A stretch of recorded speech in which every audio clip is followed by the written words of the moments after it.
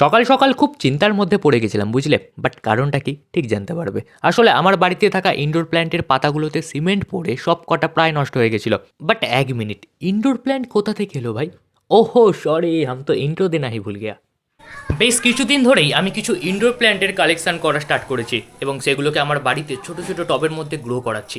চলো আজকের ভিডিওতে তোমাদের সেইগুলোই দেখাই। এই হচ্ছে প্রত্যেকটা গাছ, তবে চলো তোমাদের এক এক করে বুঝাই কোনটা কি।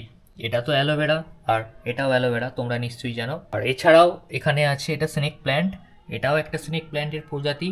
এই যে গাছটাকে দেখতে পাচ্ছ, যেটাকে কিছুটা বাঁশ পাতার মতো দেখতে, এর কমন নাম প্লাম লিলি, বাট এর একটা সায়েন্টিফিক নেমও আছে যেটা আমার মনে নেই, অবশ্যই মনে না থাকারই কথা, এত বড় বড় নাম।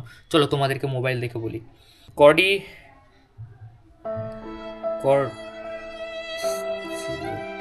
কর্ডিলা কর্ডিলাই তা আমি নিচে লিখে দেবো, পড়ে নিও, তবে দাঁত খুলে যাবে আমার এগুলোকে উচ্চারণ করতে গিয়ে। পরবর্তী এখানে একটা গাছ আছে, এটাও আমার খুব প্রিয় একটা গাছ। গাছটা অনেক বড় হয়, বড় মানে কি অনেকটা এলাকা ধরে চারিয়ে হয়। তবে এর কমন নামটা জানিয়ে রাখি, এটা হলো বোট লিলি। এই গাছগুলো ছাড়াও আরও ভালো ভালো গাছ যদি সম্পর্কে তোমরা জানো, যেগুলো অবশ্যই ইনডোর প্ল্যান্ট, কমেন্ট করে জানাও, বা তার ছবি আমার কমেন্টে পোস্ট করতে পারো। আমি প্রত্যেকটা কালেক্ট করার চেষ্টা করব।